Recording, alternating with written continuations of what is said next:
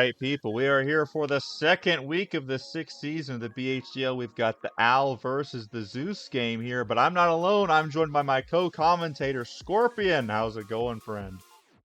I'm doing great, Emerald. Thank you so much for having me. What's going on, everyone? My name is Scorpion, and I'll be your co-host on this recap for week 2 of the Battle Hub Draft League. Very excited to get into these games. We've got a long session to cover, so let's waste no further time, Emerald. Let's get right into the first game here. You've got a choice-banded Moltres on your screen. What are your thoughts on that, sir? Oh, that's you know me. I love my offensive Moltres sets. Al already promised us that we're going to see some offensive Moltres this season, and choice band, brother, that's even more exciting than choice packs. I'm very excited to see what this is going to do. Absolutely heat from Al there. We've got a Sash lead here on the Persian. Interesting going into the... They're not going to be able to fake out this turn, but we'll see what's going to happen. I really want to switch.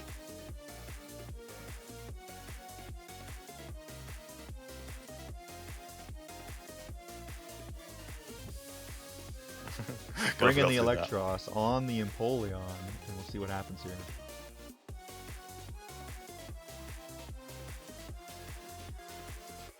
Alright, so they're switching out the Empoleon. Let's see what they bring in.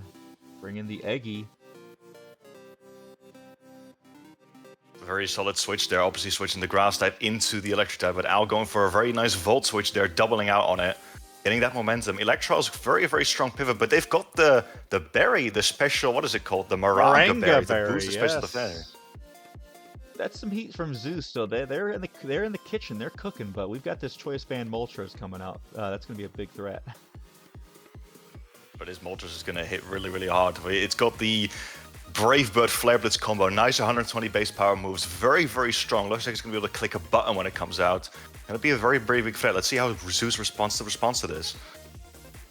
Gets out of the flying and fire weakness, but let's see what happens here. Oof, a classic BHDL crit to take out the Eggy. That is tough for Zeus. Oh, there it goes. That's rough. At this point, I mean, losing your Terra Captain this early is tough in a BHDL game, especially, you know, how much we've wanted these Terra Captains to put in work. Absolutely. The Zeus probably had some kind of plan there with the Eggy, but here comes the Empoleon back in to face the Moltres. See what they're cooking with this thing now. Sadly, we didn't get to see the Maranga Berry Executor pop off. I'm sure they had some kind of tech with that, but Moltres being withdrawn right here, back into Electros now. As Empoleon goes for an agility, so that absolutely screams weakness policy. I don't know about you, Emerald, but I'm thinking they've got some set cooking with this. This is definitely not your standard defensive Empoleon set here, ladies and gentlemen. Yeah, you're not going to want to go for a super effective attack here. You're going to want to chip them down, just like Al is right here. So good play on Al's part. They do have an AV to eat up the hits, though. Absolutely, as Al goes for a very safe flamethrower, not to proc the weakness policy. Very solid play. Looking into ways to get out of this situation now, though. How will Al respond? You know, Empoleon is a classic member of your team, one of your favorite Pokemon. Be interested to see how Zeus decides to use it. He's running down the timer. Absolutely, yeah. In our Ubers League, I only ran one offensive set once and it did not work out, but let's see if it's going to work out for here. Surf will come off, does good damage to Empoleon, but unfortunately Discharge is enough to take it out there, so Empoleon will be going down here, and that knocks Zeus down to 4 Pokemon if I'm not mistaken. Yes, 4 Pokemon this early. Al is in a commanding position here as the Electros is still up. Absolutely, Electros absolutely a fan favorite of the low tier format here as far as I'm aware of. A lot of coaches were eyeing this back in the draft format, but in comes Zeus's round 1 pick. The Kleavor is in prime position to hit that Stone Axe. Let's see how they will respond to Al here. This could be an opportunity to get up those rocks. Get up those rocks. That's going to be key for that Moltres, as the trade-off with the choice band is that you cannot run boots. Absolutely here. Let's see. Al's going to opt to try and get out of there. Let's see how Zeus will respond. He will go for the close combat, potentially predicting the Duraludon to come out, but Al not opting to go for it. Instead, just lets the Electros go down, making the safe play. That was probably the correct play there, honestly. But now no stealth rocks to be set yet. The Moltres is in, and it's ready to do some more stuff. See, I love Kleavor, but it's still just that middling speed tier of only 85, I believe it is. Even Moltres, normally a defensive Pokemon, having the ability to easily outspeed it, putting Zeus in a tough position here, because if this Kleavor is Scarf, it will be able to outspeed, but now it is locked into close combat, so we'll see how he responds here. Moltres gonna come in. That's a lot of damage. That is a choice banded Moltres. That is a choice banded Flare Blitz being thrown out, ladies and gentlemen. Does not care whatsoever about the defensive wall that was just switched in. That's a 2 Love to KO. see it as another Flare Blitz will be clicked, and down goes the Palisand. Amazing tech from out there. I love to see choice attackers like this, and especially the unexpected banded Moltres. Well, this is some draft tech right here. I'm loving it. Zeus is down 3 Mons, and Al has only lost 1. The Cleavor is back in, exerting pressure. Now it's in that prime position to go for a Stone Axe. Surely this is the position where they will go for it, as Diancie is being switched in instead. Get out of there. Stone Axe will connect, and these rocks will go up. Yep. So, Diancie is kind of forcing some pressure here with a Diamond Storm. I don't think there's any way. We don't know if it's Sash yet, correct? Absolutely no. Al, I believe, is predicting it to be Scarf at this point, but it has yet to be revealed. Diamond Storm is threatening, though. There's not a whole lot of switch-ins on Zeus's team, especially now that the Palisand has gone down. There's a very tough position here. As Cleavor does actually go for the close combat, it is not choiced. Does a bit of damage to the Diancie, but the Diamond Storm will come in response. Yep. Diamond Storm will come up in response, giving it a +2 defense rate and taking the Cleavor out in one shot. Oof. This Diancie being a +2 is tough. This Luxray, which had such a commanding game last week, is now in a tough spot, as they're not really going to be able to KO it as easily. Absolutely. Luxray special attack is not the best, and its physical attack, I mean, it's good, but Diancie has a +2 defense now, so this body press is coming in, is gonna hurt. I do believe Luxray has Terra Grass as one of its options, but I don't know if that's the Terra type it decides to run in this matchup. Let's see what Luxray wants to do here. As it will outspeed, go for Super Solid. That does nothing at a +2 body press. Nothing. +2 body press is going to do so much. Gets the guts, but it's too little too late at this point, I'm afraid. Yeah. The boosted Supercell Slam is still going to do a lot. As he tries to go for a Trailblaze, gets the super effective damage, but unfortunately not enough, as a body press will take it out. Diancie in such a strong position right now. This could be a quick game. Yes, I believe that. I think he's down to 1, is he not? Yeah, he's down to 1. It's all up to Hitmontop. Intimidate will come off, but Clear Body denying it completely, and Al is still on 5. Goes for a bulk up to try and outlast this Diancie, but even then he's still got Mons in the back for this Hitmontop. Very, very good call from Zeus there. Trying to go for the bulk up, trying to get something going. The Diancie does not have Moonblast, otherwise it could have been over already, but it does not have it, so it could potentially do something. Close combat goes off, and it actually lives! Oh, Emerald, were you expecting that to live, let's be honest? Well, considering the fact that it was a +2, it could have, potentially. Hitmontop is not the strongest, but, you know, +1, I'm gonna be honest, that caught me off guard. Great showing from out there. The Terrafire Moltres, or sorry, the Moltres itself was on the thumbnail, but it was really Diancie, I would argue, with the late game cleaning there out of the MVP. Really well played by Al, and a good showing from Zeus still too. Very, very well played game by both of them. Absolutely. So that is a solid. What was that? That was a 5-0 victory. Wow, absolutely crazy. Let's get into game 2. All right, so we're here for game 2. We got Brandon versus DrVr. This is quite the interesting game. What do you think of this matchup, Score? Very interesting matchup here. We've obviously got Brandon's very, very defensive team. Decides to take Tinkertough off the bench. I'm very excited to see what he's going to do with that. And we have that against DrVr's rather offensive team. We've got the Grimmsnarl set screens and a bunch of setup threats, including the Terra Phalanx. So let's see how this is going to go. Yeah, you gotta try to set up something. I mean, Brandon's team is bulky. Listen, you brought up the stall allegations in the power rankings. It's kind of hard to not refute that at this point. This is the closest to a stall team that a non-stall team that I could get to. Yeah, absolutely. There's so many bulky walls on this team, and there's like almost no offense, but it can potentially still work. I mean, if you can outlast your opponent, we'll see if it can work out for Bennett. I know he does like to put offensive moves on his defensive Pokemon every now and then, but Superior right off the bat, getting a nice glare off on this Goodra. Very, very nice with a forced progress, despite the Sap Sipper that Brandon obviously is going to have. And now a knockoff comes up as well, knocking off the Roselli Berry. So great progress is being made. Sludge Wave doing absolutely nothing to that Spirit, but still getting the poison to 10%. Nasty poison there, but both sides already on their way of making progress. Okay, so that'll at least neutralize the leftovers. Does regular poison do slightly more than leftovers? It does do more, yes. It will eventually whittle it down. Interesting. I'm going to switch out here into the Petra runs. That appears to be Spadef Petra run. Absolutely, Draco will be dropped. That does absolutely nothing. DrVr absolutely making sure that it's well built to take those Draco Meteors. Now going to be forced out by the Petra run. Let's see what Brandon will come in with response. He does have that Tinkertuff, which ironically is a very good defensive stop the Petra runs.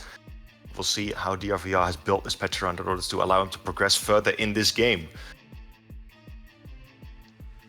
Parting shot comes off. Gonna switch out. This could be a good. I believe that this Tinkertuff has rocks, correct? It could be a good opportunity. I think it does, yeah. DrVr making a very good effort to keep up momentum, though. He's definitely going to need that against this team to keep on punching those holes. You do not want to get caught out of position against this team, or it will just whittle you down. As the Phalanx hits the field early, let's see what he's going to do now. Rocks on the Tinkertuff. Brandon forced a switch here, so he's a bit behind on the momentum here. This could be interesting. Absolutely. Mandibuzz is going to come out, though. Very, very bulky Pokemon, as we all know. And there are no rocks on Brand's side of the field either. So this Rocky Helmet, no boots, is still completely unpunished. Goes for a knockoff. Helmet will be removed, but it's going to take a bit of chip in return. This Phalanx is not going to break through this Mandibuzz anytime soon. So he's probably going to be forced to switch out first. Or maybe try to break through in some way. Yep, he will withdraw. Let's see who comes in response. It's going to be the Grimmsnarl. Getting rid of the Rocky Helmet early is great for potentially getting rid of Mandibuzz later, though. Absolutely, kind of forces it to, or kind of makes it unable to force progress against you by just not allowing him to get the chip damage off of those contact moves. Will be U-turn into Quagsire now. This Grimmsnarl just have to be wary of a Toxic here potentially, as Brandon will go for it. And he has the Taunt on deck. Very, very good prep from DrVr there. He's prepared against the bulky team. Yeah, I feel like Taunt, especially Prankster Taunt, is actually a very, very nasty way to counterplay most of Brandon's team in general. I think that was a great bring, and we're seeing lefties on this Grimmsnarl compared to the offensive Life Orb set from last week. Brandon has no hazards on his side. The Quag has no hazards, the Tinkertuff has no hazards, so be an interesting way to see how he tries to break through DrVr's team. Absolutely. A Quagsire going for an Earth Power here, presumably bringing Earth Power to target Petrons on his weaker special defense. But Grimmsnarl, especially with the light screen, absolutely eating that up. Now goes for the parting shot again, keeping up that momentum. DrVr is absolutely in the driver's seat here right now. Let's see if they can keep this up to eventually find a way to punch a hole in this team. If he can continue to bring out threats, he brings in the Phalanx once again. So even if Mandibuzz comes in here, it can freely go for a CC and continue to try to chip it down. Absolutely, man. The Buzz will be forced to roost eventually. That Rocky Helmet is now knocked off, so you are a lot more free to spam close combat now. Not going to be punished as much for it, especially if you switch out negating those defense drops. Yes, Brandon needs to figure out how he's going to get in a better position now. It's a tough game right now for Brandon. Close combat will come off here, not doing much damage into the Mandibuzz at all, but remember, Phalanx is a Terra Captain, so if it does have a way to power itself up later on in the game, it potentially can. And if Brandon finds if DrVr finds that opportunity to no retreat right as the Mandibuzz is forced to roost, that could be troublesome. But decides to not do it right now, switch until later, as Grimmsnarl is going to come back in with the type advantage. Spirit Break could absolutely hurt, so this is a good position for DrVr. Yes, gonna try to get this pivot out. Mandibuzz is faster than Grimmsnarl. Mandibuzz, surprisingly for how bulky it is a decently fast Pokemon. Absolutely. It's very, very passive, but it does have that defense and speed. As Kamala's now going to hit the field, Brandon's probably his most offensive Pokemon, with a Spirit Break will come out, actually doing solid chip to the Kamala here. Definitely not letting that switch go unpunished. Yes, Kamala has decent Spadef, but its Fizz Def is lacking, unfortunately, so getting this much chip on Kamala early. I really, really like the way that DrVr has been using Grimmsnarl this season so far. As we can see, there's barely any screens. We do have Light Screen on deck this week, but only no Light Clay. And Grimmsnarl actually has a very solid attack stat, so I feel like with the right coverage, you can definitely punch holes in teams. And we're seeing that right now, coupled with the longevity from leftovers. It's really putting Brandon in a tough spot here. As we can see, Kamala is already getting whittled down, and there's not that many switch-ins to a Spirit Break. Well, his switching appears to be a Mandibuzz, unfortunately, so this is going to hurt. Does do quite a bit of damage. Unfortunately, not quite a 2 KO, but just getting rid of those roosts, just forcing Mandibuzz to roost and keep out that momentum, I feel like it's still a very solid game plan here. So long you're not being punished by hazards right now, you're not being whittled down by status either. So I feel like, and not only that, but you're getting recovery from leftovers. I feel like this is actually still a really nice position for DrVr to be in. Again, just keep up that momentum. and keep on like forcing recovery moves. As we can see, another roost will be used, but it's going to go right back down to almost half HP with a critical hit there. Crit. It's a good thing that we've got the 60-minute timer again with these online competitions, because otherwise this game would... I'm not sure if anybody would be dead by the 20-minute timer. Absolutely. I feel like this may be, we're commentating draft games right now, but I feel like this is why VGC is more often the popular, or the official competitive Pokemon format rather, because these games are taking a while, but we're here in it for the long game, folks. Yes, the Tinkaton comes in, is going to try to maybe force this thing out. Unfortunately, does not have its signature Gigaton Hammer yet, but it could hit with super effective with Clear Off. Goes to the knock, but they're going to go for the taunt. Manages to knock off the leftover, so Grimmsnarl losing its passive recovery could definitely be huge here. There is no rocks to be found here on this Tinkaton though, as Grimmsnarl is going to pivot right out. Potentially being able to exploit this thing's passiveness, because Tinkaton, very solid obviously with the Violet and the defensive type, but it doesn't have the best damage output in the world, so knocking off items is really the best it can do. Still holds a very strong position though, as DrVr might struggle to take this thing out in one blow, could potentially get punished for it, as now Phalanx's item, the Expert, is gonna be removed. So Tinkaton still putting in work despite everything, honestly. Yes, indeed.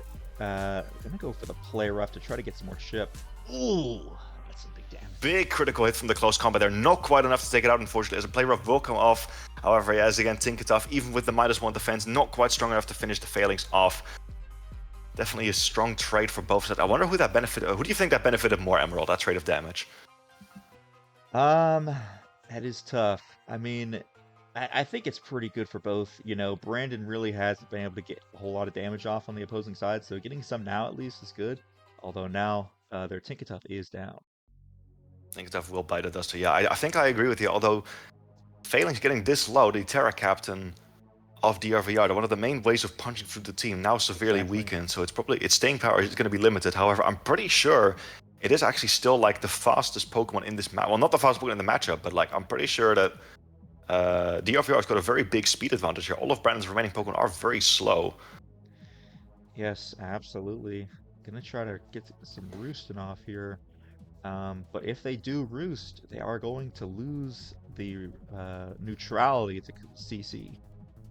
Absolutely, as we're going to see a Terra here. Phalanx is now going to try us into fighting. Not sure why that didn't come off earlier, because I mean, if this is your Terra type, then not sure why this would have come earlier, but then goes for the Terrifying Close Combat. It's still not enough to take out that Mandibuzz. Mandibuzz is still going to be forced to roost, so progress is still being made. PP is being expanded here, but I'm not really sure why that Terra fighting didn't come out earlier. What do you think, Emerald?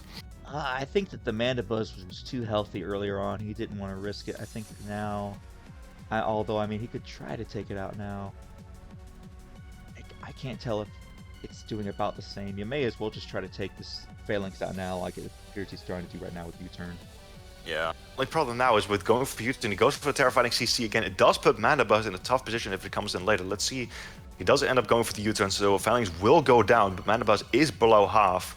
So if DrVr can keep up the momentum, not giving Mandibuzz an opportunity to roost, it'll be tough for Brandon to bring it back. Yes, as Quagsire will come out. It's no longer a very good switch into that Spirit Breaking Grimmsnarl. Yep, I jumped the gun by the way. Skeledirge is going to come out. This thing is still at full health though, so let's see how DrVr wants to respond to this. It goes into the Inteleon. This is a...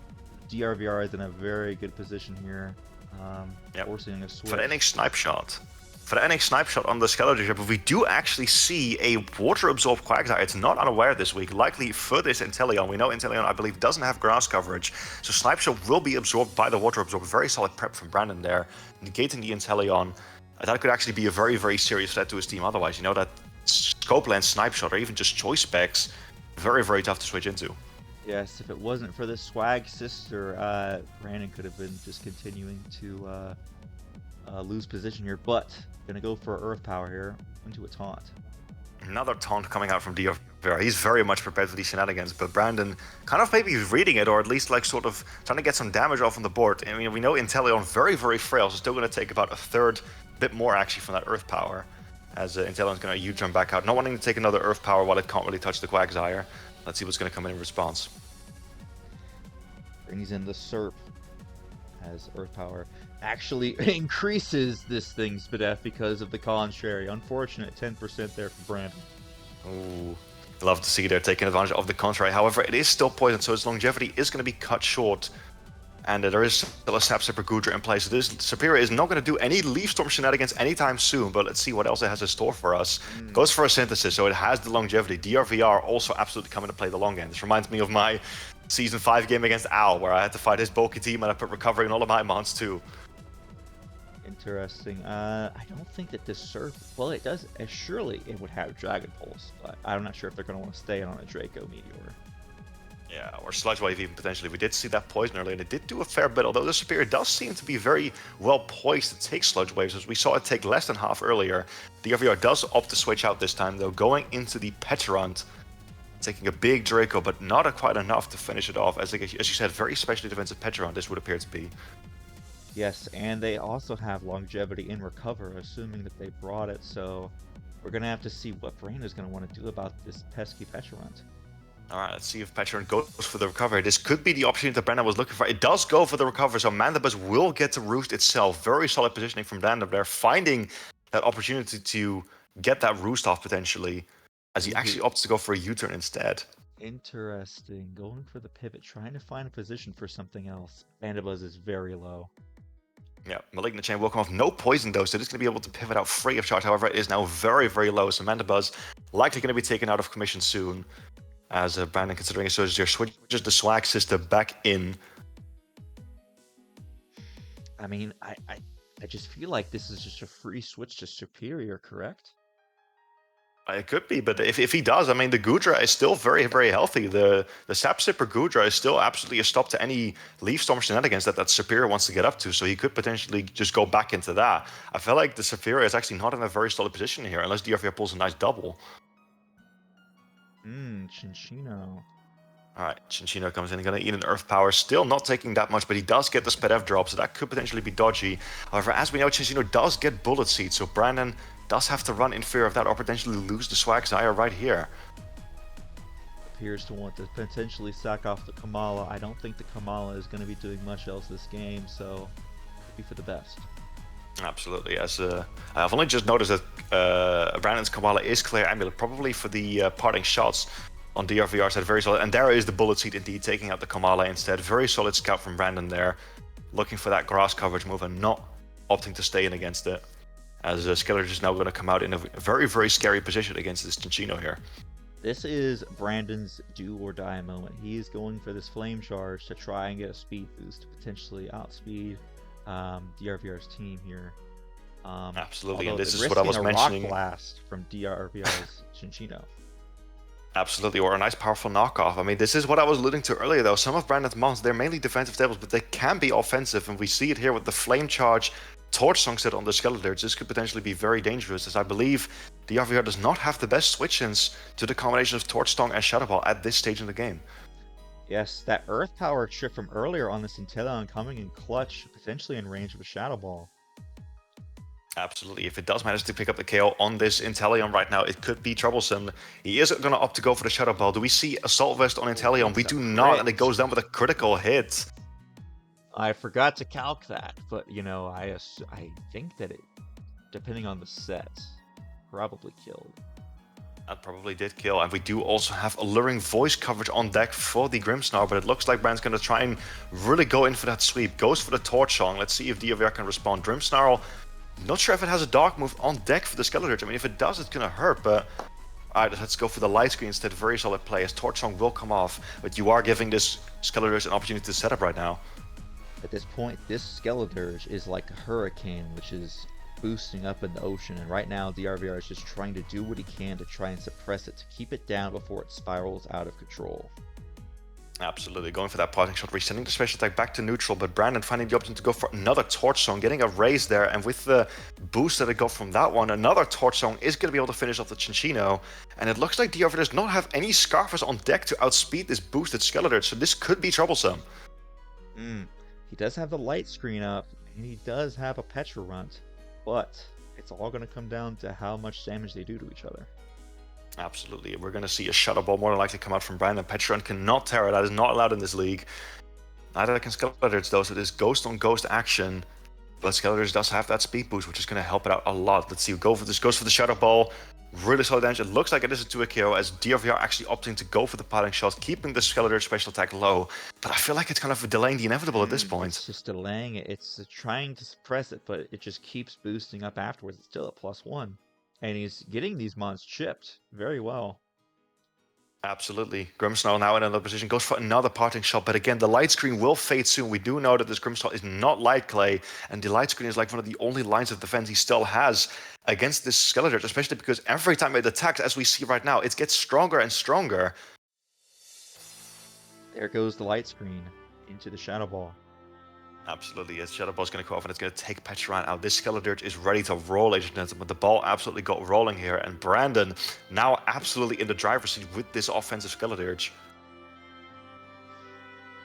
I think that all he can attempt to do... Yeah, he's faster than him anyway, so there's no glare, and he takes out the superior. Yeah, I totally agree with DrVr's plays though. DrVr's play there though. Obviously, the Skeledirge is very, very slow. Maybe your opponent messes up their EV spread and you're still faster, even at +1. But no, Brandon made sure he's got that speed investment. He's able to outrun the whole team after that flame charge boost. And Torch Song, just an absolute snowball, keeps on getting bigger, rolling down the hill. And there is no hope for DrVr, and that is game already. Very, very big sweep from Skeledirge there. Excellent game. All right, so we got Pokemaster versus Danger Dave. We got the Rain team going into sort of a soft snow team. What do you think it's worth? Absolutely. This is looking like a very, very interesting weather war matchup, potentially. Although I will say, given the fact that Slowking is very, very resilient into these water-type threats, I feel like this is actually a really solid matchup for Chris, to be honest. Absolutely. They got the Claude. They've got the Slowking. Be interested to see how Danger Dave is going to try to break through this team. Absolutely. We're going to see an Ice Beam come out immediately. Chris leading with that Water Absorb Quagsire, which is very, very strong in this matchup. Ice Beam not going to do a whole lot. As we know, Clodsire very well known for its special defensive prowess and is going to be able to easily take those Ice Beams. Start hazard stacking immediately as well, which I think is a very solid play. Yes, you love to see all these spikes going because I don't believe that Danger Dave brought a hazard remover this game. There's no Toadstool on the opposing side. Absolutely. Pokemaster immediately taking that. Danger Dave is trying to get that chip on the Cloudser because if he can get rid of that, is huge. But Chris does have to recover on deck, so getting up those spikes completely for free. Very tough position, but Danger Dave is prepared with the Encore, now locking that Cloudser into said recover. So actually very solid prep there. Is going to be forcing the Cloudser out, potentially getting some momentum back here. Yes, Danger Dave is going to have to try and get something else in to try to deal with this. Let's see what he opts for. Sends in Tony the Raikou. Alright, Raikou comes in. It is raining currently, so we do have potentially very, very strong Thunders coming in, and we do have it coming in on the Slowking, so this could potentially be a very tough position for Chris, but he actually opts to stay in. Very bold play from Chris there as he goes for the Scald, predicting Raikou to go for that Calm Mind or potentially something else, and not only pops the Airborne, but also catches a burn first try. A very bold play from Pokemaster, but it absolutely paid off. Yes, staying on the Thunder was absolutely insane. Let's see what they go for now into the Claude. Go for the safe Shadow Ball. Nice mid-ground. Get this Spadef drop as well. Can I say though, I do actually really like the call on Danger Dave's side going for a Calm Mind Raikou's head because he knew that Chris had to be Water Absorbing this matchup, right? So he actually can set up on Clodsire potentially with that Air Balloon, knowing full well that it's not going to be unaware this game. Yes, absolutely. Earthquake into the Bombardier. The rain is already gone, so I don't believe it's Damp Rock then, correct? No, I don't think so either. I may have miscounted. I'm very, very infamous for forgetting to count Damp Rock and whatnot, but we do see Bombardier getting up those Stealth Rocks as a Toxic is being put on Bombardier in exchange. So Chris really stacking those heads. I believe we do have 2 layers of Spikes and Stealth Rock on this side of the field now, as Chris actually does go for a 3rd layer as well. So if DrVr doesn't respond to these hazards, or sorry, not DrVr, sorry, if Danger Dave doesn't respond to these hazards soon, he's going to be in trouble. Yes, you know what? I think that it probably was Damp Rock. I think that just all those turns with Spikes and Calm Minds went by so fast that we just went through 8 turns in like a minute. Absolutely, yeah. All right, Politoed's going to come in here again, sending the rain back up. Clodsire will be restored back to full health with that Black Sludge, and now going to switch into Slowking, trying to just get rid of that weather with the chilly reception, as Politoed unfortunately not going to be able to do a whole lot out of it. Again, this is why we prefer Pelipper over Politoed, because then you can U-turn on plays like this. Yes, absolutely, and I believe that Pokemaster has all 3 layers of Spikes up on the opposing side.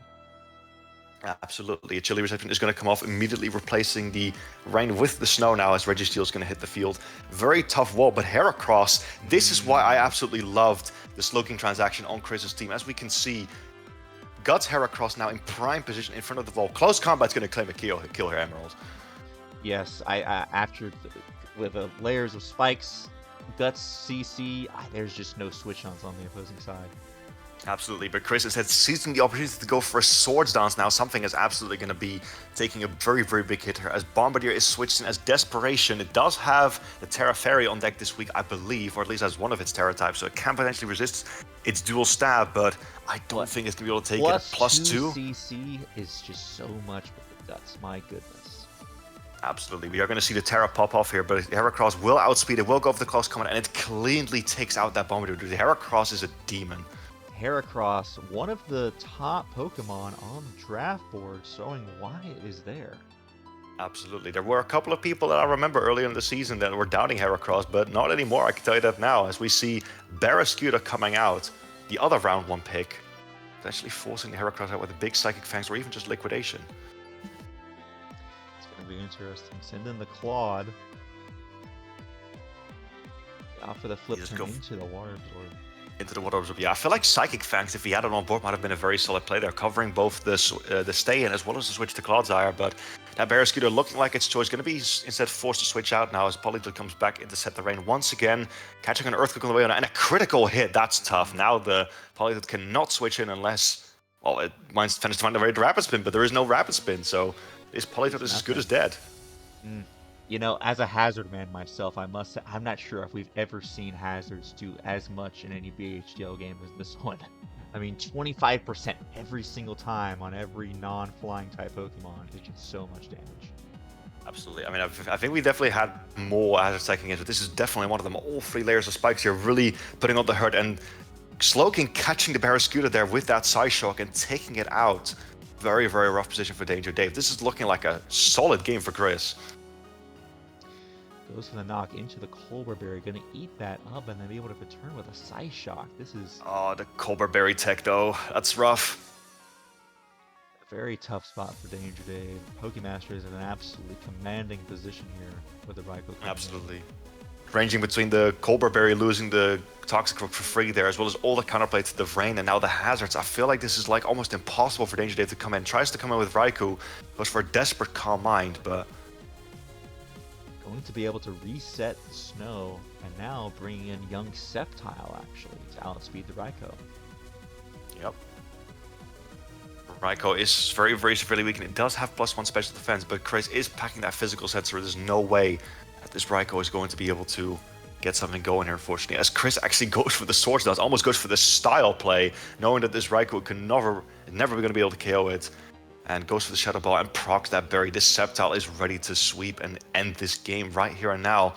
And I'm just right now seeing that Chris does not have a Pokemon fainted. Are we going to see a 6-0 here?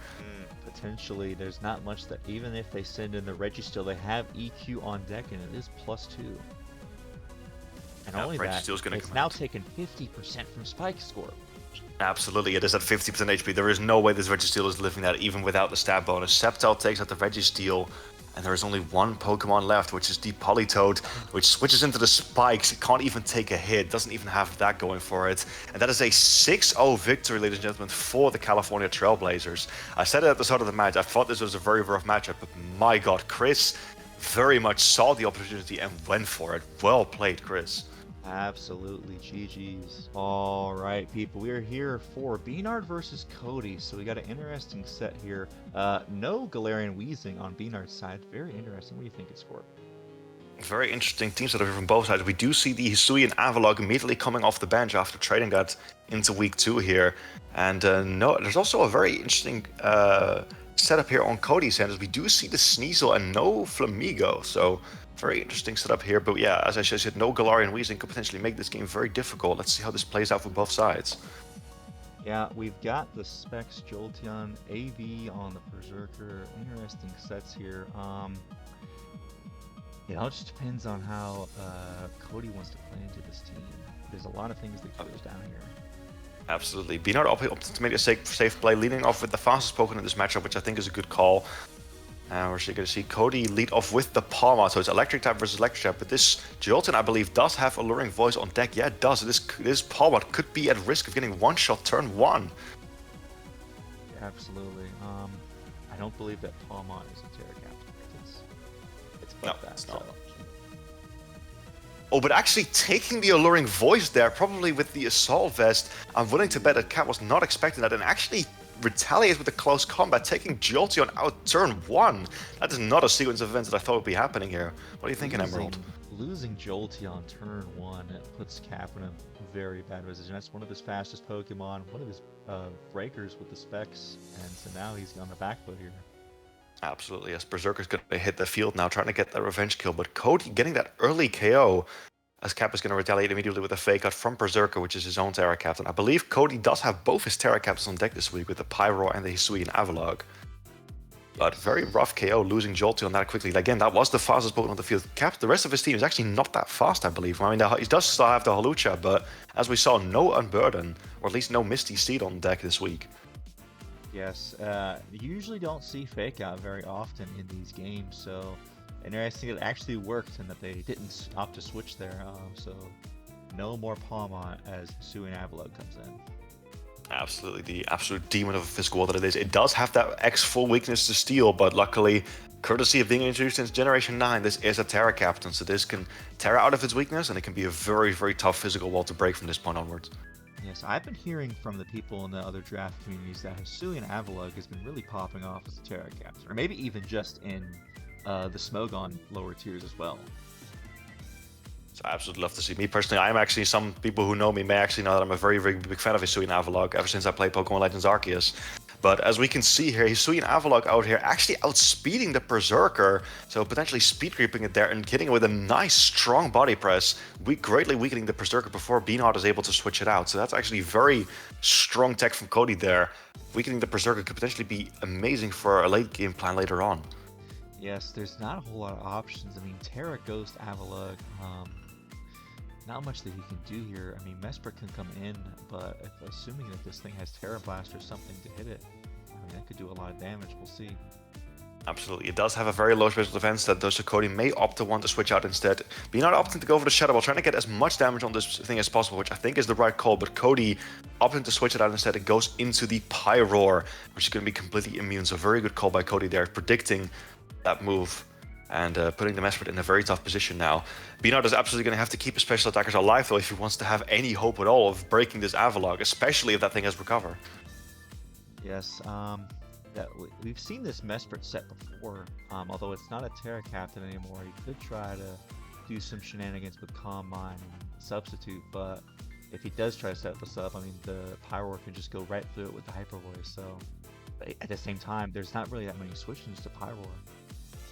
Absolutely. B-Nard opting to make the Incineroar play, which I think was a safe call, not quite going Gastrodon on a potential grass move, but Cody instead, as we can clearly see, going for that Specs Hyper Voice, and that does so much damage at this point. Very, very difficult to cap the switch. And as we know, he does not have his beloved Goodra on deck this season for the first time, so switching into the special attack is going to be a bit more difficult than usual.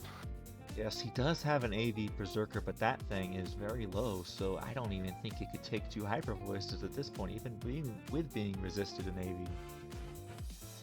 Absolutely, and especially courtesy of being a steel type, it needs to see what Cody going to lock in first, because if B-Nard expects a Hyper Voice and it goes for a fire move, it's just going to be toast. But as we can see, instead, even here, thanks to that big body press from later, just weakening it and allowing it to not even switch in once on that Hyper Voice. This is why I said that Avalugg outspeeding it and catching it before it goes for that U-turn. Absolutely huge there in this game state right now. Yes, indeed. I mean, they do have Fake Out, but that's only going to save them for 1 turn. So B-Nard is really on the back foot here. Cody having a commanding position here. Doesn't even opt to go for the Fake Out. Unfortunate for B-Nard. Yep, potentially expecting a switch there, maybe trying to get some momentum back. I mean, if you're in B-Nard's position right now, you're going to have to make some bold plays and potentially trying to get some momentum back with the U-turn there. I feel like it was not even a bad call, but now he is down 4-5, so very, very tough position to be in. And the Incineroar also greatly weakened. It can't even switch in anymore. Yes, I think that the only mod that they have that's fast in this thing is the Lucha. So they're going to opt to send that in now. Absolutely, it does have the Citrus Berry on deck, so we do have potentially some Unburdened shenanigans here. Cat potentially opting to go for that Sword Dance, trying to catch Cody switching out, potentially getting some Unburdened stuff going here. That really feel like is your best shot back into this game. So Cody does actually opt to switch, so he will get the Sword Dance off, but unfortunately Avalugg, now the courtesy of being a Ghost type, no longer being weak to fighting, as a matter of fact being immune to it, so actually a very, very solid answer to this Hawlucha right now. He does have Brave Bird over Acrobatics, so he does have the immediate power, but this is a Hisui and Avalugg, one of the highest defense stats in the game, so... I mean, it might 2 a KO, but I'm not even sure about that. Absolutely. The thing about Hawlucha is that even though it is a very big offensive threat, its attack stat is actually not that high. So against the Pokemon like Avalugg with a base 184 defense, not going to do a whole lot. Brave Bird does do a very respectable amount though, and unfortunately, Ice Spin is going to retaliate and cleanly take out the Hawlucha there.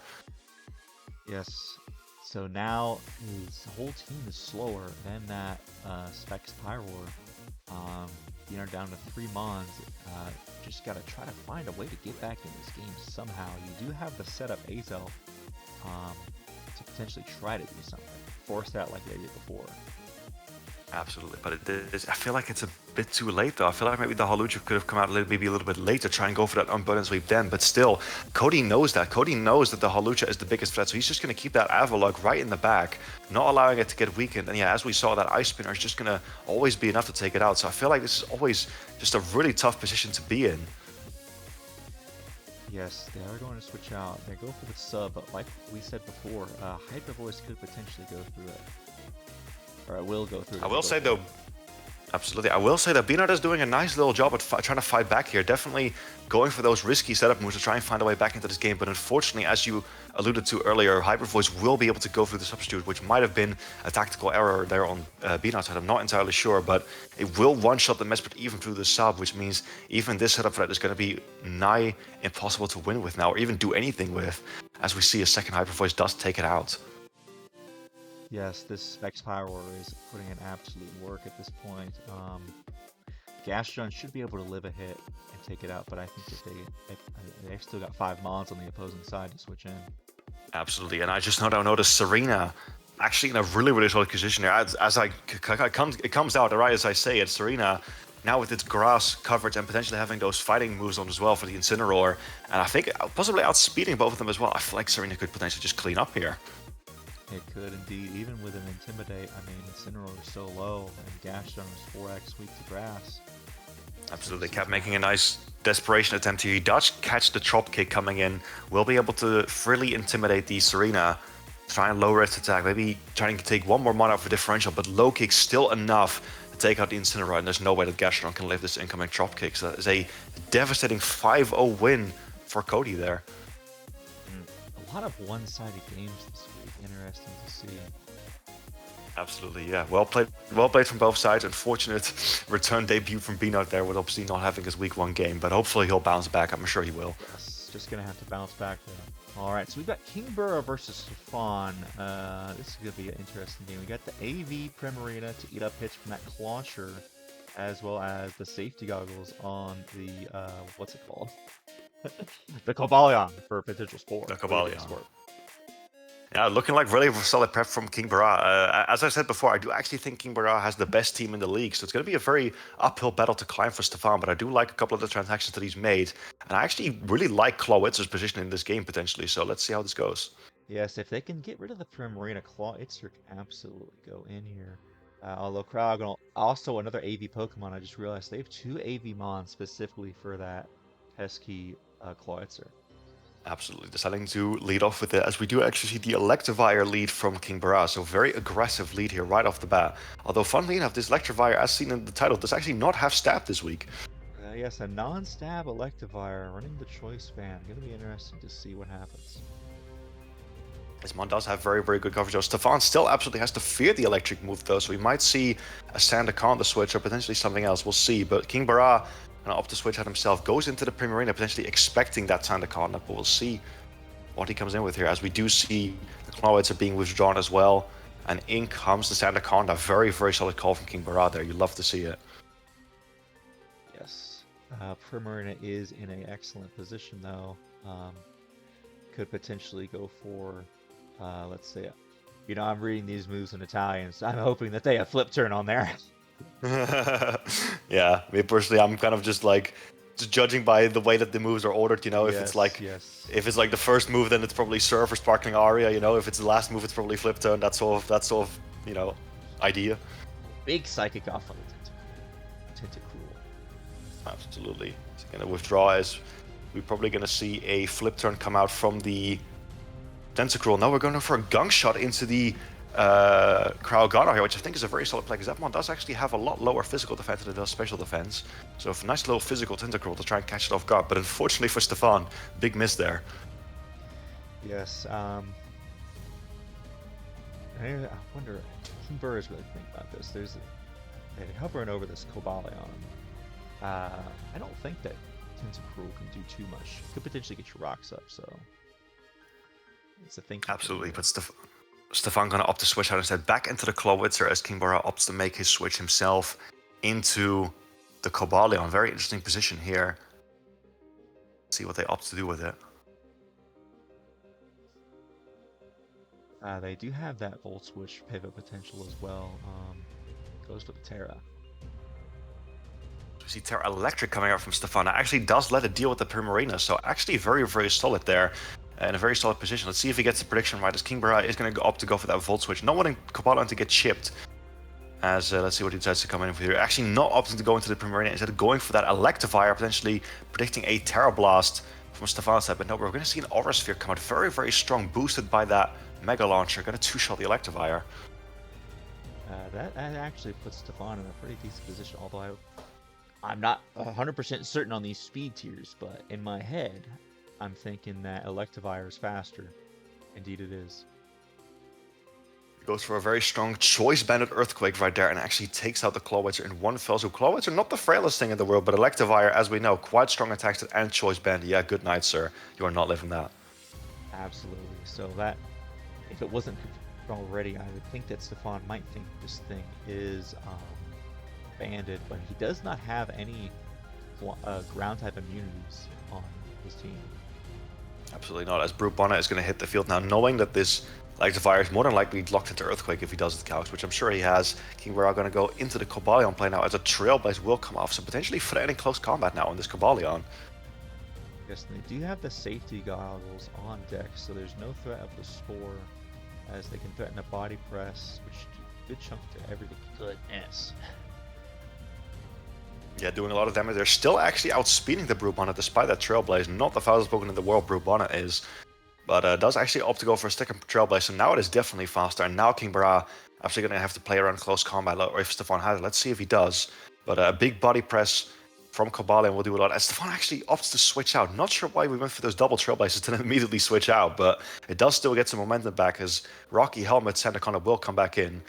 Yes, I think going for a close combat there instead of the second Trailblaze would have weakened this Cobalion for later. Absolutely. Might have even taken it out. Brute Bonnet does have a very high attack stat. Well, Cobalion has a high defense stat. It's not stab. I think it would have. That's true. Not sure how good my head calcs are in this situation, but I thought that might be a roll.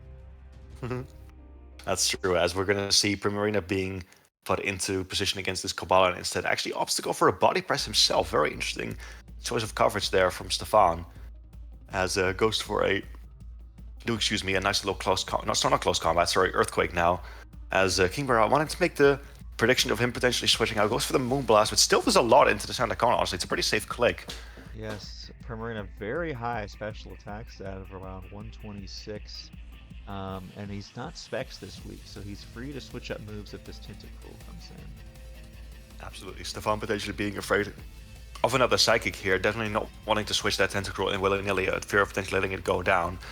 And we see a rest come out from Stefan, actually. Kingbura trying to go for the Moonblast again, potentially just trying to make that neutral ground play. And it's not actually enough to two-shot the Sandaconda at this stage, but we will opt to go for the Sparkling Aria now, as we do see Stefan stay in and stay asleep, so goodbye Sandaconda, potentially stacking it off there, or maybe thinking he wasn't going to have Water Step for some reason. Oof, that is tough. Perhaps anticipating Kingbura to try to overpredict there. But now he's down 2 Pokemon, and Kingbura still has all 6. Yep. I feel like if you stay in that many times against a Water type, they're going to click a Water type move eventually. Maybe he thought he was choice locked in? Perhaps so, based on last week. But no, this is indeed an Assault Vest Primarina. We're going to see Brubon come out here. It does actually still outspeed the Primarina. It's a very interesting speed here. It's not fast enough to outspeed Cobalion after one Trailblaze, but it does have enough speed to outspeed the Primarina and takes it out with a nice Seed Bomb. So we'll be able to find the KO on Kingbura's strongest Pokemon there. Well, arguably strongest Pokemon anyway. He picked it round 1, but Cobalion's still going to find its way back in now. With no Sandaconda, this could be tough. Yes, absolutely. The Cobalion makes its return. We know this thing is going to be able to take out the Body Press. They gotta find something else to switch in here. Goes for a nice safe Body Press. Still does a lot on Tentacruel. Again, targeting that thing's much lower base defense and potentially still being able to get some momentum on it as well with that Volt Switch. But let's see how they want to... Yes, this with the Sandaconda being gone, Volt Switch is absolutely free here. Be interesting how Stefan responds. Absolutely, Kingbura potentially considering getting up some rocks right here or going for that second body. It does go for another body press. As we know, Tentacruel does not have reliable recovery, so the Black Sludge recovery is all it's going to get, and it does put it in range of another body press, as a Surf will come off in response, but not quite enough to take the Cobalion out. The Surf is tough, although it might have been in range of CC at that point anyways, after the chip, so this thing is definitely almost dead now.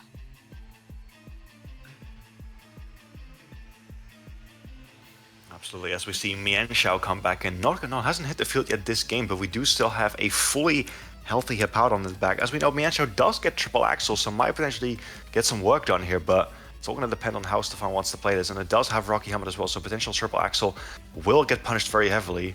And we see a Drain Punch come out. Drain Punch is going to be shrugged off. Only 75 base power. Hippo can eat those for days.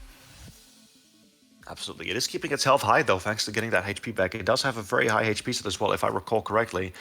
But yeah, switching out right now, trying to get that regenerator back a bit, as an Earthquake will come off, which Stefan predicts and tries to go into the Brute Bonnet. Still has some staying power there. And if I'm not mistaken, I don't think I saw Brute Bonnet take Sandstorm damage there, so I think it might be safety goggles. The safety goggles for the Sandstorm. Interesting. So we got it on both sides here. Absolutely. There's a lot of safety goggles measures in this matchup here with the Sandstorm and this potential Spore from Brute Bonnet, which is legal in this league, by the way, and also the, just in general, just trying not to take Sand Chip. Yes, appears to be sacking off Cristiano at this point. Lives the Seed Bomb, though, so he's able to get off another free body press. Absolutely, here. Cobalion actually probably doing a lot more work than Kingbura was potentially expecting. Doesn't actually opt to go for the kill on the Brute Bonnet here, but judging by his reaction from the face cam there, that might have been a mispredict. Anticipating a switch, although I will say, as a hazard master myself, I do love to see some rocks, even if they aren't necessary. Absolutely, you know me, brother. We both love our hazards, actually. Yes, absolutely. I mean, if assuming that this Brute Bonnet has done a lot of switching, so eventually it's basically limiting how many more times it can be brought in. Absolutely. Lycanroc now actually going to hit the field, though, sitting in prime position with that sand up, actually getting that Sand Rush value. Not going to be useful, particularly useful here, but it could potentially come in clutch against the Scarf Mienshao. Yes, absolutely. They do have the Psychic Fangs on deck for the Mienshao as well. Indeed, close combat is going to hit the Brute Bonnet, and it's going to take it out from very, very low health. So Lycanroc scoring a nice little KO there as Sand does fade. But Stefan only down to 2 Pokemon right now, as opposed to Kingbura's 4. So going to be tough to find a way back into this game, but I don't think it's over just yet. Yes, a potential for Giraffe with some setup could potentially do something here. Absolutely. If we could potentially see like some kind of defense, like a Keyberry Trigraph Sleep here, or some other kind of setup variant that could potentially be interesting. We do not see Crunch on the Lycanroc, so not able to hit it with super effective damage despite the Expert Belt it has on deck. But it's still going to be tough to find a way back into this. Yeah, so Kingbura basically has to try to make sure that this thing is not allowed to set up. Appears to be opting to go into the Cryogonal. Absolutely. The nice Rayogano reference to our beloved coach Raymond here, which is actually Assault Vest, so it takes that Psychic exceptionally well. This is very, very tough to break through for Stefan. Potentially, if he has Calm Mind, he could maybe do it, but Kingbura opting to shed its typing here for that Water typing. Nice little defensive boost there, and also, more importantly, making it no longer weak to fighting against that Mienshao. Ah, yes, absolutely. See how much this Terra Blast does. That's a decent chunk. There's the Calm Mind. I think that they should have started going for that before, although maybe they were anticipating a crunch from the Lycanroc. Absolutely, and they just wanted to respond as efficiently as possible. But now the Calm Mind, Farigiraf potentially in a good position, could maybe pull something back here, but we'll see. Terra Blast is not the strongest, not hitting for that much damage, and we do know Farigiraf does potentially have recovery. Let's get the second Calm Mind here. Let's see if this snowballs. Yes, they're gonna need some agility action to be able to really pop off. But even then, if they did, the Lycanroc has the Sand Rush. Ooh, and just switching out into the Thunderbolt at the right time, getting that motor drive boost. I'm not sure if that was intentional from Kingbura. Maybe he was just sacking it off. But that's very, very fortunate there. And is actually able to position the Electivire to go for a nice boosted knockoff on the Farigiraf's unboosted defense. Down goes Taking it out. Farigiraf, who was expert belt, as the only one left on Stefan's side is the Mienshao. Absolutely. Could potentially do some work here, but that Hippowdon, very, very defensively strong there. Also another 18-pointer on our draft board. Goes for the Drain Punch, but it's just kind of like whittling itself down here because it's getting HP back, but it's also getting chipped away by both the Rocky Helmet and that Sandstorm. That's going to add up fast, and there's no Pokemon for him to switch out on either, so they can't put Regenerator into play here either. Nope. It does get a crit, though. It does a decent amount of chip, but let's see how much the Earthquake does. That's looking like it's a bit too much there, unfortunately. Might be able to score a KO on the Hippowdon here, as it doesn't, still actually lives the Drain Punch at 8 HP. Hippowdon expertly EV'd by Kingbura there, as I'd like to say, and another Earthquake is going to be able to take it out. Actually still a solid showing there from both sides, but yeah, Kingbura definitely still one step ahead there and taking the 4-0 victory over Stefan. GG's to both sides. GG's to both. Alright, so we're here with Anna versus Aprater. We've got a weakness policy, 2 weakness policy Pokemon. What are we thinking here, Scorp? I'm just gonna put it out there right now. I absolutely love Adam's team. I think he's drafted a team of really, really fun mons. Like, a lot of these are my fan favorites, and we see double weakness policy that, as you pointed out, and there's also double life orb. So this team is gonna hit fast. It's gonna hit hard. We do see a couple of really nice defensive staples on Anna's side, and a bit more of a balanced team, and no DrVr, interestingly enough. So we'll see how this plays out. I'm sure you're looking forward to seeing the Terra Muck in action too, Emerald, aren't you? Oh, absolutely. That mon is a beast. And it is in the title of the video, so it's got to do something. Absolutely. So we see a Rampardos versus Breloom lead. This is actually one of Adam's Terra captains on deck here, so he could potentially Terra out of its weaknesses. It's weak to both of Breloom's stabs, but gonna opt to switch out instead, as this Breloom could potentially go for a very, very big hit turn 1. Yes, it could even go for a Spore, although it does have a Grass type. Yep, there we go. Yep, very, very good call from Adam there. Getting the aggressive switch into the Whimsicott there. Absorbing the Spore, which is very, very useful for him. But now Anna going to be forced to respond to this Whimsicott as a Spec Psychic is going to come out, which he actually lives next to the Focus Session and goes for the Sludge Bomb. Great tech from Anna there. But unfortunately, Breloom's whittling Spatak stat means that even this 4-time super effective hit, the Whimsicott is able to live it. Yep, I do believe Breloom actually has Poison Jab, but I believe there was some kind of reason that Anna actually had Sludge Bomb on deck this week over Poison Jab, but I'd have to ask her, I don't exactly remember. But still, a very solid tech there, being able to take that hit from the Whimsicott and bring it all the way down to 9. Unfortunately for her, no poison, but going to be able to still trade 1-for-1 here effectively, doing his job as a Focus Edge lead here. Absolutely. This Skeledirge is in a pretty decent spot here, forcing a switch, and could potentially do some stuff here. Would have been very, very fire for Anna if she was able to pull off the Rock Tomb tech, but Adam is opting not to go for the setup play, still just going for that safe Bitter Blade, as the Alamomola is going to be able to hit the field here. Very, very safe counterplay to the Skeledirge. Let's see how they want to respond here. Although, is this one of the monsters that has weakness policy? If it does, that flip turn could be spicy. It is. So, yes.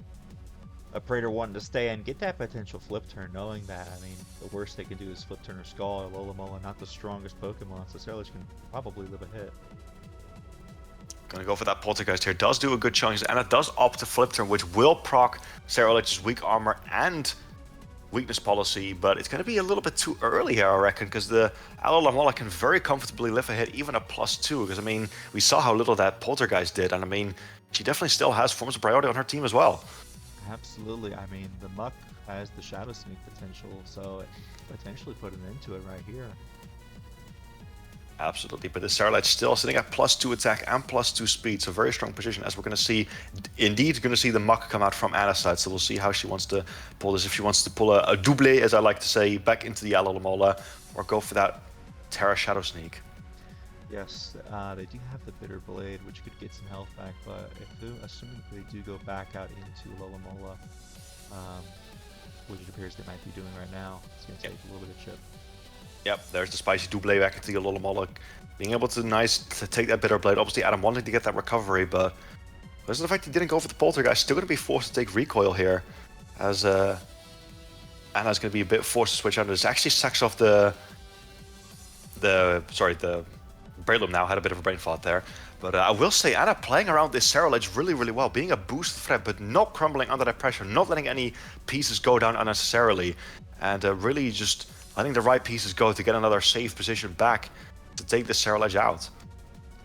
Absolutely. If they can manage to, they should be able to tank the hit, flip turn out, bring in Muck and Shadow Sneak. Well, its defense is weakened from weak armor, so surely this flip turn kills at this point. Absolutely. Poltergeist going to do a hefty chunk, +2, but not quite going to be able to take out, as the flip turn will find the position to KO back there. As we can see, the Poltergeist still did a hell of a lot, so it was a very, very smart play from Anna, knowing it was going to do that amount of damage and still just switching around, not letting any unnecessary pieces go, and just getting the health back so that she knew that the Alomola would still be able to take on that Ceruledge. Threat is now neutralized.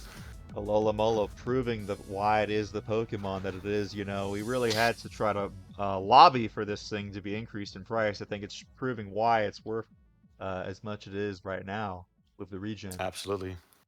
Absolutely not the most versatile Pokemon in the world, but Anna's showing right here how it still does that one job that it does phenomenally well. Gonna go into the Cyclozar in here, another beloved member of my teams in fact in the past. You know me, I love my Cyclozar. And we're gonna see Rampardos come out from Anna's side, which is Terra Fairy, so could potentially one-shot the Cyclozar. Let's see, we are gonna see Anna stay in, let's see how this unfolds. Let's see here, Rampardos not the bulkiest spawn, but if he can try to, Iron hits into both. Very, very smart play from Anna. Yep. Very, very good Iron Head there, covering both the staying in the rock and going for that Terra Fairy. I think Anna might have honestly had the insight of like knowing that the Rampardos was going to be Terra Fairy into her team. So nice little call out, going for that mid-ground play that covers both options. But unfortunately, Rampardos' massive attack set able to take that hit and retaliate right back, one-shotting with that sheer force life or boosted rock slide. Absolutely. In comes Arachne. He could potentially try to get up some webs for this Regidrago and Braviary. Adam's team really appreciates the webs. Absolutely. We're going to see those sticky webs indeed come out. A lot of Adam's Pokemon actually benefit really, really well from the sticky webs here. But Anna, going with this support Frost, has really getting everything up, getting the screens up, getting the paralysis, getting the spikes, and now disabling liquidation with that cursed body. This Frost is just putting it work without doing any direct damage at all. We do see the Rain Dance to increase the Braviary's Hurricane's accuracy to 100%. We'll see what happens. They go for the Shadow Ball.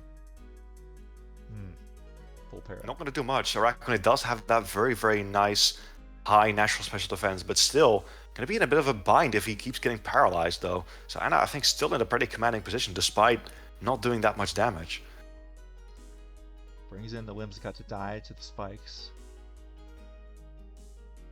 See, does Anna have the force? It does actually go for another layer of spikes. Very well played by Anna. So 2 layers of spikes now on her side of the field, or so on Adam's side of the field. But he does have the sticky web as well on Anna's side. So we'll see which hazard pays off more here, as Arachne does switch back in. Liquidation no longer cursed, but now is decided to go for Leech Life to try to get some health back potentially, knowing that she might switch out on a Liquidation. Absolutely. I mean, I think this Arachne will be able to win the 1v1 against this Frostlass eventually, but if it gets paralyzed too many times, it could be in a bit of a bind. Anna opting to get a 3rd layer of spikes. It's the 2nd game this week where we've seen all 3 layers of spikes go up. You love to see it.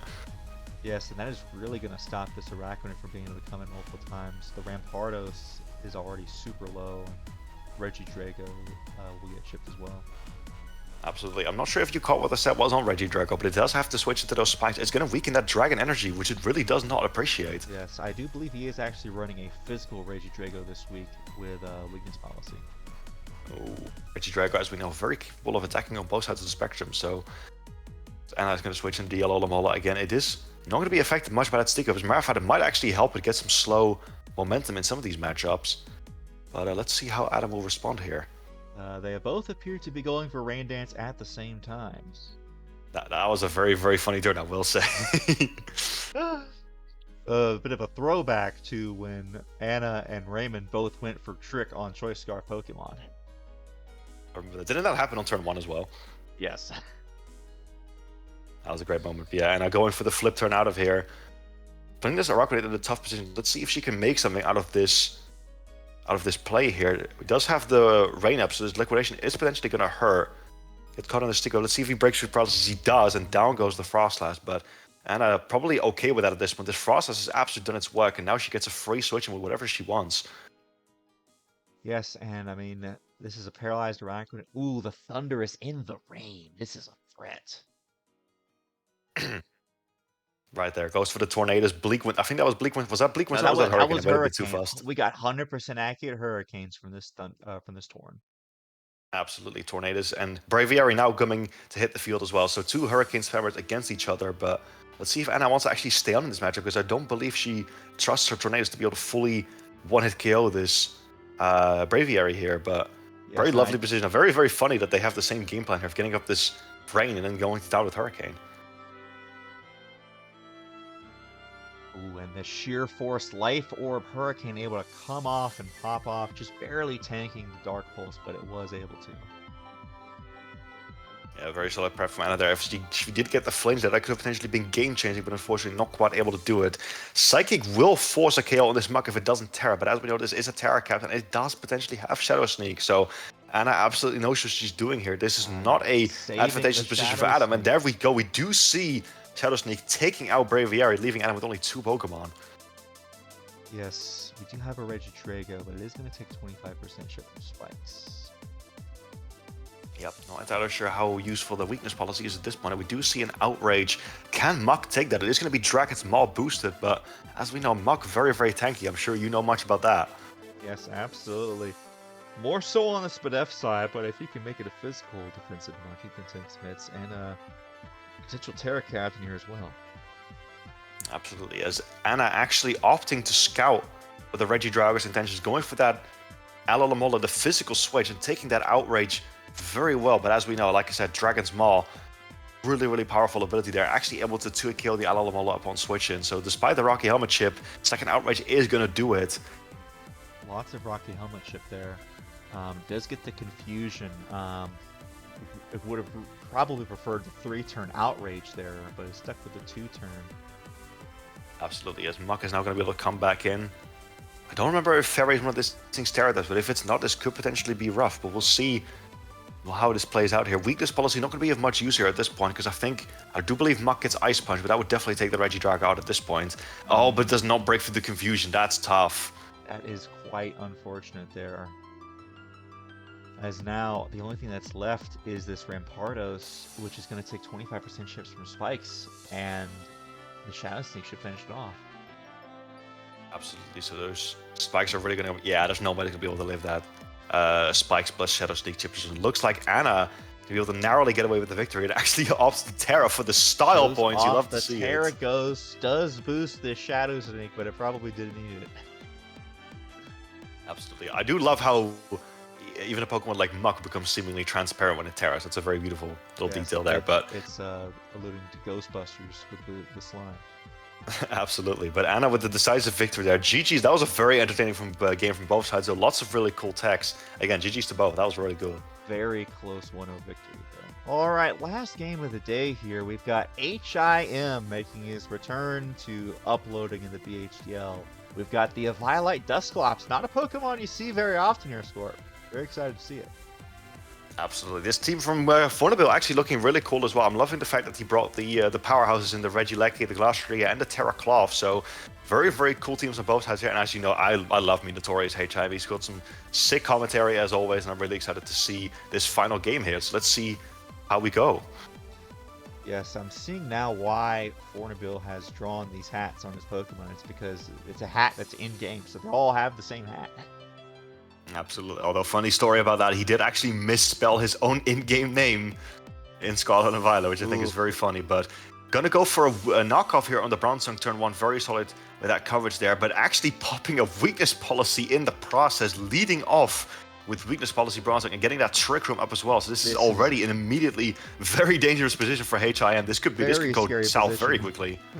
Does have the bulky Dusclops to try to do something. Brother, that sword power did nothing.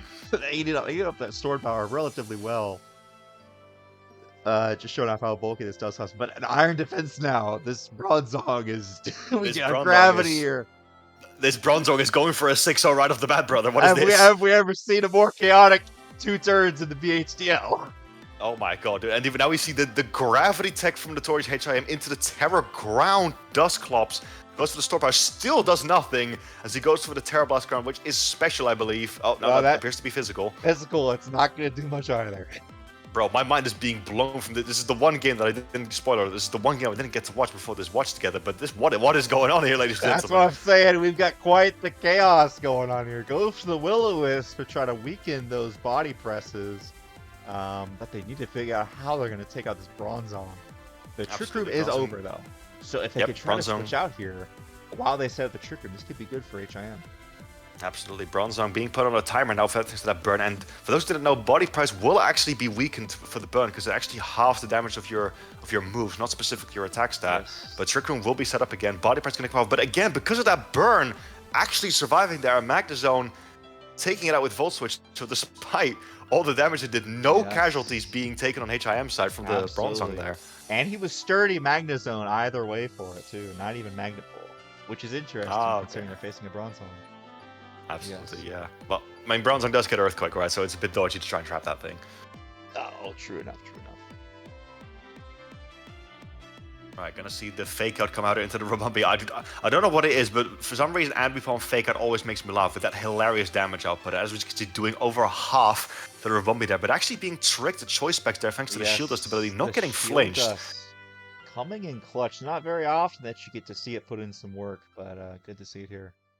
Absolutely. Both sides are going to see a switcher. We're going to see Sand Slash come out from HIM as Glastrier is going to come out from Fournaubyl. So actually Glastrier in a really commanding position right now. We'll see how HIM responds to this mini Calyrex Ice here. Could potentially do some big damage. Yeah, they do have the Tauros Blaze, which could intimidate. They need some hits, you know. We both seen what Tauros Blaze can do in this stage. Absolutely, absolutely. But this stage specifically as well. We're in the gym, brother. That's what I'm saying. We're going back to season 1. The Trick Room is Jover. So now, Tauros Blaze with this bulk up set actually, and Fournaubyl going to be forced to switch out here against this Tauros back into the Claw. Very risky to cut out a potential fighting move, but does actually manage to catch the Raging Bull instead, so it did work out. Potentially was trying to go for a catch the fighting move. Maybe he's sashed with the Anger Shell and try to get a boost there. So we'll see what he wants to do here. Potentially be very scary. Actually, I only just noticed H1 does not have the Gyarados on deck this week, so very interesting bring there. But I imagine that all these Pokemon have got important roles. We're going to see the Sand Slash now come out again. Very, very solid wall, typically into a rock type like Clove. And what we see, it does interact it into Stellar. Let's see what he wants to do with that. Let's see if he can get some kills with this Terra Stellar. Oh, goes for the Terra Stellar Crab Hammer. That's so sick, and actually does do a massive damage to the Sand Slash. I was not expecting that. I didn't even know this thing got Crab Hammer. I don't know anything that Cloth does, if I'm being brutally honest with you. But that's the beauty of BHDL Season 6. Yes, well, if there was one move it should get, I do believe it should get Crab Hammer. Opts to go for the rocks in front of Rapid Spinner. You know, I'm going to be honest, Fournaubyl, I'm not sure what you were thinking there, buddy. I was gonna say, dude, you took the words right out of my mouth. I was a bit baffled, like, by that move. Like, why did we go for Stealth Rock there? Another Crab Hammer with the kill, brother. Bit unfortunate there, and although it is fairly weakened, so we'll see if it can be able to Rapid Spin away later. Absolutely. Killer Watch now coming in here, and we... Trickology is just gonna eat whatever this thing wants to go for. Absolutely. It's actually Looked a little bit scary initially from H.I.M. side, because Magnezone, the best wall to this Kilowattrel, did seem weakened, but he does also have this nice little AV Dragalge there, another very, very solid hit shaker for this electric type there. And potentially also very strong into the Regieleki. As we see Regieleki, speaking of which, it comes right in just to die to that Sludge Bomb. My god. Quite unfortunate. Adaptability Sludge Bomb is, with the crit, most certainly going to kill there. Absolutely. This Dragalge actually sitting in a very scary position here, especially with Assault Vest. We see Rabambi come out, but I don't believe this Psychic is ever going to kill. I don't believe so. They could potentially. I'm not even sure what webs really do this game, other than maybe Tauros and well, they do have a Tauros and Pump that can be slowed down. He does go into the Tauros actually. We do not see a Psychic come out just yet. Not really an offensive Rabambi, but he does opt to go up web. So Fournaubyl is a bit down in this game, but he might be able to get something going here if he slows H.I.M's Pokemon down. Fournaubyl is down 3 Pokemon. H.I.M has not lost a single Mon yet. Yep. Looking in a very, very strong position. He does actually switch through, but he's no longer choice, so I'm not really sure what the whole point is of giving this Tauros a Silk Scarf. I mean, it does actually prevent it from healing with leftovers, but this Raging Bull now gonna just kill, and this Tauros sitting in a very, very scary position right now. Is at +1, was able to get in just before the webs went up, so he's in a commanding position right now. Absolutely. I mean, we're going to see the Kilowattrel come back out, but this Tauros is very, very strong. I wonder if a Raging Bull is going to be able to kill. Funnily enough, on the screen, it says that it's a normal type move, but I don't ever believe it's actually boosted by Choice Scarf, or not Choice Scarf, sorry, Silk Scarf, because it should obviously be a fire type move. But H.I.M looking to make the solid play, not losing any momentum in this game whatsoever. Going to make the Dragalge switch again. Yes, comes in on the Hurricane. That is going to be a 2-KO though, so maybe the next one, and gets the Confusion as well. Absolutely, but we'll see. An electric type move is not going to kill that, I think, here, though, so we'll see if he actually goes for it. He goes for a Weather Ball. Not able to kill it, lives on 4! Drops oh my god, the then it goes to Confusion. And drops the Draco, brother. I'm losing my mind. What is going on? Oh, they were trying to get the safe guaranteed kill with the Weather Ball, but only 50 base power, non-stat. That's not enough to kill an AV Dragalge. Oh, this Dragalge is an anime. This Dragalge had an anime protagonist moment, living that Weather Ball on 4 HP, getting through the confusion and getting the crit Draco Meteor there. That could not have gone more perfect for H.I.M. I'm so sorry, Fournaubyl, as Glastrier now hits the field as the final Pokemon. Ooh, this Avalanche is his Tauros' game at this point. I do believe CC's would just kill. They're actually going to go for the Raging Bull, not wanting to get any defense drops. But CC likely would have killed. So that is going to be GG's to H.I.M and Fournaubyl. That is a 6-0 victory for H.I.M. Another 6. We have 2 6-0s this week. That's crazy. Yes. Maybe this was the broken format all along. Perhaps so. And they really needed this. They needed this after they had to take the forfeit loss last week. So now up 6-0. This is massive for H.I.M going into week 3. Absolutely. Very well prepped, though, and very well played as well. Very good showing by H.I.M there. Well played from both sides, and yeah, GG's. All right, so one last game here that we didn't get to see, but we do have the stats results. We have Lazyboi getting the 3-0 victory versus Arcaniner. The Florge is getting another 3 kills. What are you thinking here, Scorp? It's very interesting, actually, because the Florges, I mean, it's very definitely more known for its defensive prowess. I mean, it's got huge special defense, it's got that Wish Pass potential, but Lazyboi absolutely making use of its offensive potential here, both games here.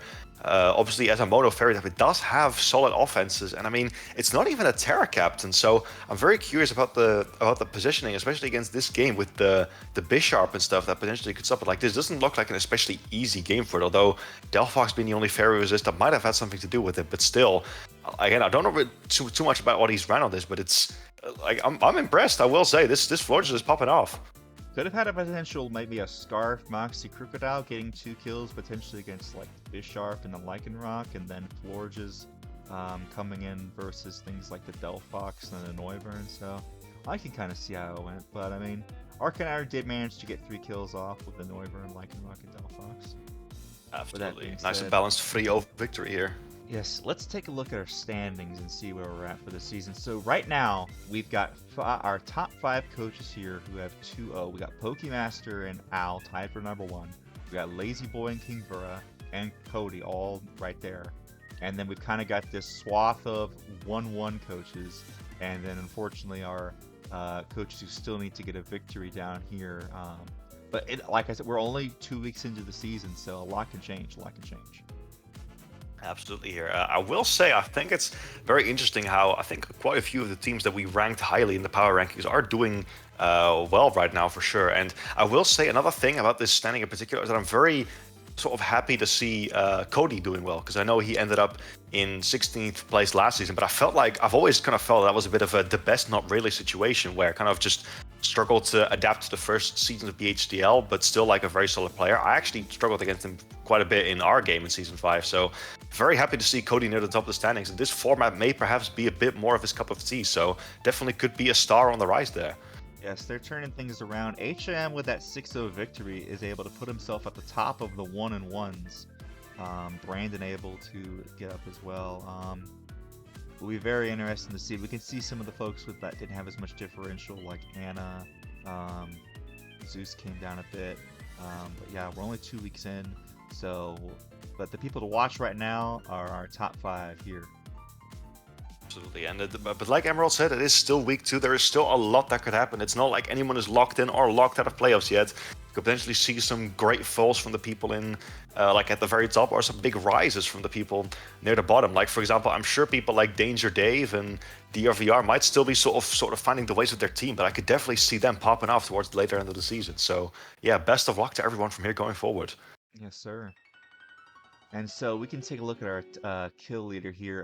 Florges is doing very well, and as well as Skeledirge. It got a lot of kills in that last game. Of course, we have from last week our Jump Bluff, Luxray. I'm surprised that Muck is already 4 kills. Absolutely. Yeah, but weren't you doing quite well with it, like when you had it? Yeah, I mean I was, but you know, I guess I shouldn't be surprised. But it's just like it's up here with the Luxray.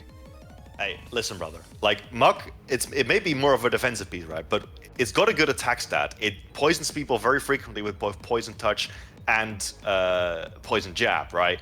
It has knockoff. Like, this thing forces progress. I'm not surprised to see it this high up. And Anna's been using it well. Some kills. It can pick off some mons with the Shadow Sneer. I think that's what's been doing. Exactly. I feel like Anna is kind of been showcasing perfectly exactly what I've been saying with that comment. Like, she's using all of Muck's tools, and she's really sort of like it's not the most flashy Pokemon in the world, but it's definitely doing its job, and I love to see that. Absolutely. So we had quite a few transactions here from some of our coaches. So we've got Cody, who decided to drop the frog in Flamigo for a Milotic. I think this is a big positive trade for Cody. I mean, they were already doing really well, and now I think their team's just getting even better. Absolutely. Now they have the defensive wall. Now that they've got their Hisui and Avalugg, which can tear out their Milotic, their defensive core is absolutely insane right now. And I do think overall, like the Flamigo, I'm a very, very big fan of Flamigo, but he already had the palm out. So even though I do think very highly of Flamigo, I feel like it may have perhaps like already had it, like the strong fighting type wall breaker spot was already taken on Cody's team. And now that he's got this bulky water, like I wouldn't be a big fan of dropping Flamigo normally, but on this team specifically, I think this is a solid trade. I think Cody's team is absolutely one of the best in the league right now. Absolutely. We got DrVr trying to change up their team a bit, dropping the Chinchino and a Terra Electabuzz for a Tauros and a Vikavolt and a Terra Fletchinder. Pretty interesting. Yep. Very interesting to see. The Vikavolt was actually picked up from Anna, I believe. I believe she dropped that after week 1, but the Webs could potentially come in clutch for his team because he's got a bunch of very, very powerful breakers here and a nice slow pivot as well. Going to be useful for it to fix his team a little bit. Yes, I will say, I mean, Tauros, don't discount Tauros. I've been using it in another league, and it's actually been putting in work. Although it can Terra, and that's when it put in work, but we'll see what it does here without being able to Terra. But 110 base speed, pretty solid. I think actually also, before we move on to the next one, I actually like this like trade. If we look at just like trading Tauros for Chinchino, right? You're trading a 13-pointer for a 9-pointer. Might not seem that much, but I feel like the reason that Chinchino is as expensive as it is because of Tidy Up, right? That's excellent roll compression. Yes, Tidy Up. Yeah, but like Tauros is still like an excellent offensive normal. It's not like DrVr doesn't have hazard control because he already has rapid spin forces, and he might potentially have something else. He now also has the Defog Fletchinder, obviously. I feel like he got a lot better value out of his points with this because the Tauros is still very, very threatening offensive normal type, and because of the fact that it's 4 points cheaper, like it gives him the exact same sort of Pokemon while still opening up more points. I think this is actually a really well thought out trade from DrVr. Yes, he basically upgraded his Electabuzz to now a much stronger electric type, which can also get the slow Volt Switch pivot and set up webs, so very nice. Exactly. Like, I didn't see much of it in the moment. I actually think these were some excellent transactions by DrVr. Like, I don't think it was like shattering, right? It doesn't like completely evolve his team, but it literally just upgrades it, and I like that a lot. Yeah. I think you're really gonna like this trade. We've got Rotom being traded for brother. Torterra. I was already looking at it, brother. We have Torterra finally being picked up. My favorite Pokemon of all time. Fournaubyl, brother. Do me proud. Do me proud. And it's very funny because he picks it up alongside my other Terra captain from Season 3. Both my Terra captains from my Season 3 almost championship run being picked up at the same time. Unfortunately, they can't Terra this time, but I'm very fond of these mons. And, mate, Torterra, I know it's my favorite Pokemon of all time. I'm going to be biased, but listen, brother. Torterra is excellent. It's going to pop off this format. Listen, he has, with the webs, I think that both of these mons are going to be able to utilize the webs a lot better than Rotom and Glastria. Absolutely. I really do, like, you know, my bias aside, I do actually think these are really great pickups. And, yeah, I'm just very excited to see Torterra being picked up, man. This is so, like, Fournaubyl, again, do me proud, brother. You got this. Yes. And then finally, we have the Gardevoir round 1 pick being traded in for Hatterene. So same typing, but now they've got the Magic Bounce, which would be pretty cool. They dropped the Houndoom. And I'm going to need you to help me out with this, Scorp. They have picked up the Pincurchin. I am not sure why. I'm gonna be honest, I'm not really sure either. Maybe she has a vision for it, but I'm not really sure. To be honest, if I'm being brutally honest, I don't really see the vision with these transactions anyway, because like I acknowledge that Hatterene is a fantastic Pokemon, but I think it just doesn't quite serve the role that Gardevoir does. I actually think very highly of Gardevoir in this format, and I think some people may remember in the power rankings, I actually thought that Anna not only like she built her team really well to support Gardevoir, and now that Pokemon's like this feels like as if I would trade away my Season 4 Palafin, you know, the one that I built the whole team around. So right. She probably has some kind of vision for it. I'm sure she does, but I'm really not sure about these trades. And as you said, yeah, the Pincurchin, yeah, not sure what that's either. Much slower version now. I mean, the Pincurchin can get up spikes and things like that, but I mean, they don't really have an unburdened Pokemon to take advantage of it. I mean, listen, B-Nard and I both used Pincurchin, and we both made it to semifinals, you know, so there's no denying it. But it's generally because the other Pokemon were able to take advantage of it. If you don't have that, it's a little bit tough. And I think maybe it's the lucky charm. Maybe. They've got the Torracat as well to kind of embody that Incineroar that they don't have this time around. I will say that. I think that is definitely my favorite part of these trades. Is Anna just, you know, Incineroar being taken by someone else. I believe B-Nard has it on the team, but yes. I think it's just so perfect how Anna, you know, the VGC player, still has to have that Incineroar in some way, spirit or form. You know, it's like Wolf Glick, just can't escape the Incineroar. You know, can't escape it. Yeah. And I do actually think quite highly of like I can see the vision with Torracat. I do actually think Torracat Violet is very, very solid. Not too shabby. Exactly. You know, I think Torracat is a great pickup. Like, just, you know, Anna, please show me what you're cooking with this, because I'm sure you got a vision, but I want to see it. Let's see it in action for sure. So we can look here at week 3. Let's see. So I know we're gonna get the Pokemaster versus Arcanine game on film. We'll get Kingbura, we'll get Danger Dave, we'll get H.I.M, we'll get. Actually, this Brandon game is not gonna be. Yep. Because unfortunately he forgot to clear up space in his PC. I was going to say, a bit of fourth wall breaking. Some of these games have actually happened already, but... We won't spoil them for now. It's a good thing I got these screenshots. Oh, yeah, exactly. I think that 2 of the biggest games here are going to be Anna versus Al and Aprater versus B-Nard. Like, a lot of these coaches that need some of these dubs. And seeing how Anna will be able to do with her new updated team versus Al is going to be crazy. Absolutely, yeah. Those are exactly the 2 games that I was eyeing myself as well. I think Anna and Al, definitely 2 of the coaches that I've historically had really, really good games with, both of them. So I think that's my favorite matchup that I'm looking forward most to. Yes. And also, we've got to see Anna's team in action. Kingbura versus Lazyboi, 2 of these 2-0 coaches. This is gonna kind of give us an idea of like the real power dynamics here. I was gonna say this could maybe give I think this actually could be. Like this game in particular could be, you know, I mean, obviously it's only one game, but like this could potentially allude to like which of these 2 coaches has truly earned their wins and which of these 2 has fluked their way up so far. We'll see. Or maybe they're both good and maybe it's a close one. Absolutely. Well, Give us a good show, guys. Give us a good show. We're excited to see Absolutely. it.